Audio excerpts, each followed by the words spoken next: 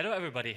You can hear me fine. I decided to go through with English because I was expecting that more people would speak English. I hope that's fine, but now that I've decided, I have to follow through. So, thank you very much for the nice introduction. And today I want to present you a little bit what we're doing regarding road marking projects at Mercedes-Benz in the context of automated driving systems.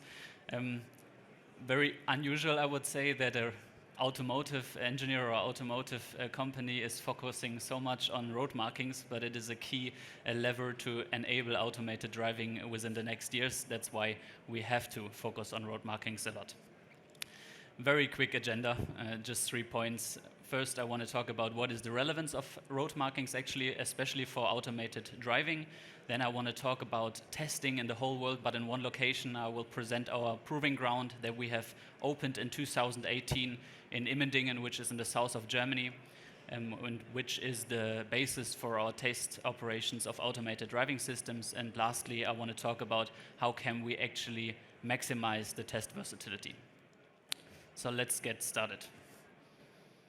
This is the hardware of our Drive Pilot system. The Drive Pilot system, maybe some of you have heard it, is the first level 3 system that is available on the market. Since this year, you can actually buy a system that takes over the operating of the vehicle. The driver has to maintain as a fallback area in the vehicle, and in cases that the vehicle leaves the area in which it can safely operate, it has to give it back, the operation back to the driver within 10 seconds. So 10 seconds you need to get back to the vehicle. And as you can see, we are using quite some sensors to enable this system. We are having radar sensors in the front and in the back. We're having multiple camera sensors. It's more than 10 camera sensors, I think. We have a driver monitor. We have LiDAR system, laser measurement of objects. And we have a 360-degree camera. So there's a lot of sensors. That's the message that I want to deliver with this slide. And some of these sensors, not all of them, but quite a few of them really measure the road marking. This is a typical scenario that you can see on the road, and the road marking serves the same purpose that it does for human drivers. It navigates the driver through the traffic, and it explains the rules of the traffic and says this is the way you can drive and this is the way you can't drive. And these 4 parameters, these 4 attributes are relevant, I guess, for humans as well, but also for automated driving. The color, it can transfer rules. Then the patterns, what geometric shapes does the road marking have? So we're using KNH detectors and some other fancy algorithms that find out what geometric shape is that. Then the contrast, but not really the contrast, more the contrast difference towards the road surface, whether it's concrete or whether it's asphalt. And then the reflection, of course, retroreflection and the reflection that we measure with the LiDAR systems as well. So we have a lot of these scenarios, and we need to test them somewhere, of course. And what we have built the last, from 2011 to 2018, so 10 years including planning and finding the space, was Immendingen. It is located in the south of Germany. It has 520 hectares of space there. We have 67 kilometers of roads in Immendingen, and that's our basis to test our automated driving systems. The Drive Pilot, for instance, was heavily tested in Immendingen, and it is really an intersection or basic cross-section of the real world. We have Autobahn, we have highway scenarios with the freeway straight and the freeway circuit. We have an urban city area, which you can't see on this slide because this is just the half of the proving ground. There's the other part that is behind the camera, basically. We have interurban streets, we have country roads, and we have rather rural areas with the dirt track, and we have really rural areas with the off-road module and the trial area. So it's a cross-section of the whole world that we have there in Immendingen. However, there are 64 million kilometers of road network globally. So there is quite a lot. We have different country-specific standards for road markings, and the adherence of these standards is not always ensured. So especially in many countries, in Germany it's actually quite good, especially on the Autobahn, but if you're driving to the United States, you sometimes see black road markings, for instance. You see different colors, different shapes. Also in construction site it differs.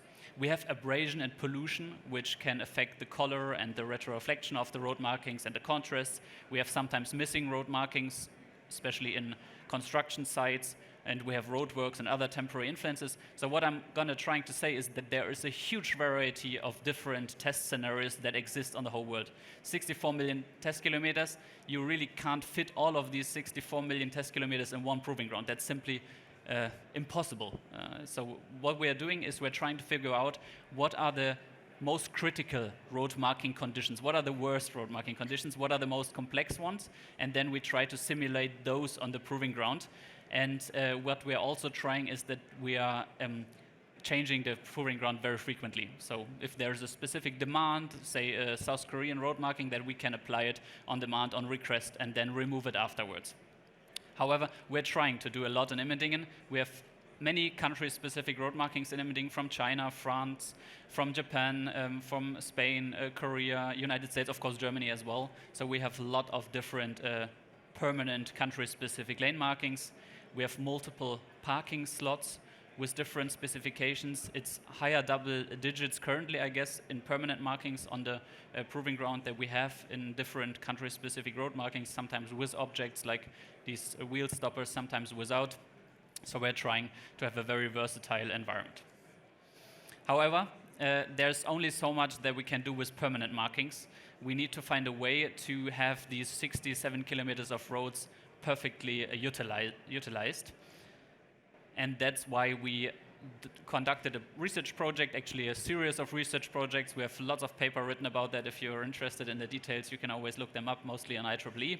And the motivation of the project was how can we build up a concept that allows us to agilely alter the road marking patterns on the test track so that we can have not only 67 kilometers of road, maybe a few hundred kilometers of roads.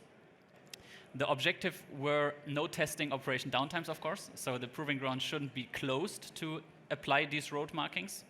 A high quality and accuracy, of course, similar to permanent road markings. Reapplication of scenarios on demand, so if a user does a test in Immendingen today and he is coming back a year later and he needs to conduct that very same test, we need to ensure that we can apply the road marking exactly like it was, exactly on the same position like last year. And of course, with all projects, low costs and efforts always desirable.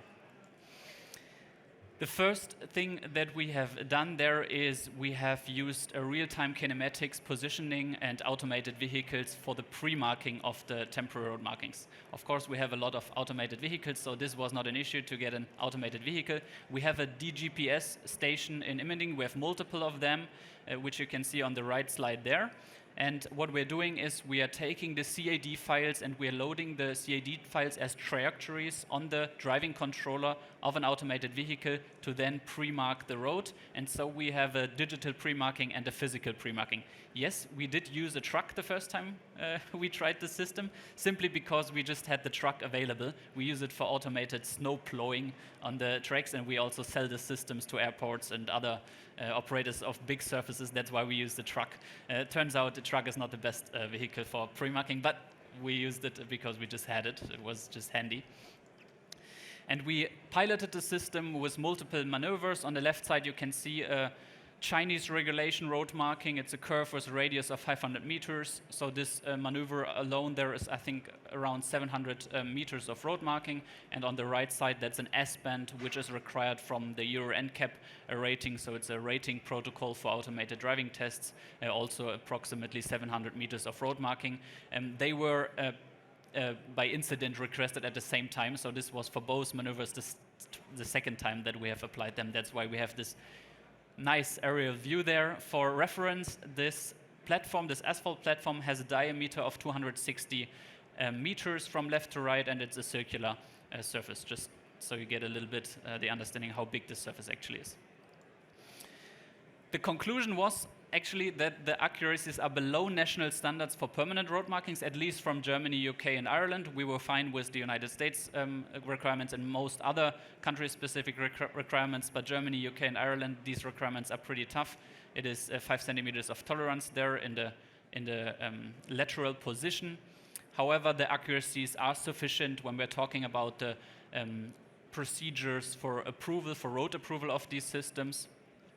We got positive feedback from our users, so they requested it multiple times, as we have seen on the slide before. However, what our biggest issue was, and that was somewhat expectable, the oscillation of the truck due to wind influences. So the antenna was mounted on the top of the roof, and every wind that was coming was moving the truck a little bit. That caused errors in the position of the truck, and then also in the road markings, and we had some dents in the pre-marking, and we need to fix that up. So this was an issue that we have, but proof of concept was achieved. It was low cost and effort. We had all of the materials there. There was not really any investment. Sufficient accuracy for the rating tests and the certification tests, that's what we are shooting for, and short application times because the truck drives with approximately 10 kilometers per hour for 700 meters, and then it's done. Afterwards, we have to do the actual marking, of course, but I will talk about that in a minute. And one of the downsides was the accuracies below the national standards. So this was one part, the pre-marking. The other part is, of course, the actual materials.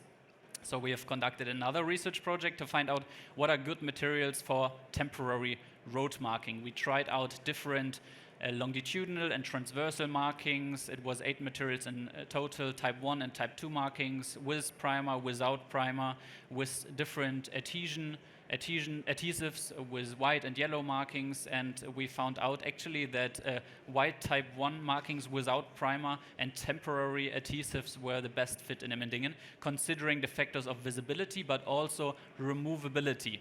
Can we remove it without getting phantom traces? Because phantom traces are not really what we're shooting for, because they confuse our camera systems. So this is what we're using right now, temporary white 1 type 1 tapes. Also, keep in mind, visibility is not necessarily what we're shooting for, because we want to test the systems at their limits. We have used this concept for multiple projects. Just some examples here. We're doing parking lots a lot. This is a whole area that we have just done for parking. It was different international road marking specifications there. Then we used it also for highway dividers, US highway dividers, according to the MUTCD, also with pavement markers, these raised pavement markers. Then we used it for pedestrian crossings. This was actually, I think, a month ago or something. It took us, I think, 1 hour or 2 hours for these three crosswalks, and we can just remove it as soon as we don't need it anymore, and we don't have any residuals. So this is the projects that we have done so far. However, there is still one issue, and that is the oscillation of the truck that I've talked about earlier. That's why we have came up with a new solution. What we're doing right now is we're using these target platforms, which you can see in the middle there. These target platforms are big metal plates, and they are controllable. You can drive them either with an Xbox controller, or you can pre-program the trajectory on it. And what we're doing is we're placing these fake vehicles, like the red one, we're placing them on top of these target platforms, and then they are simulating a vehicle. And in cases that our automated driving system is not quick enough with the brake, then it would just crash the red vehicle. The dummy would push it down from the platform. You can drive over that platform. There's no harm there. You can even drive over it with a truck, so the platform is very stable. And then you can basically just put the global vehicle target back onto the platform, and you can redo the tests without any damages. So it's a cheap variant. And since we have these platforms available anyway, what we did is we installed a marking apparatus on these platforms. It has a pressure roller. It cuts the road marking if necessary. We have installed some actuators for that, and so we can simply pre-program the trajectory and let the system drive, and we don't have these wind influences there anymore. Also, that's an option. You can use primer with that as well. So we have installed, or we can install a tank for primer there with a nozzle that sprays on the primer as well. And so we just have to press start basically and have to wait for the robot to do the work. And we don't need any pre-marking for that, because we have a digital pre-marking installed. That's what we're doing right now. We have that solution patented, and we have used it actually a few months ago for 7 kilometers. There was a huge request, 7 kilometers of road marking. So we thought there must be something that's faster, so we don't have to pre-mark and then mark. So that's the solution we're using right now. Some key points I want to raise as the last slide.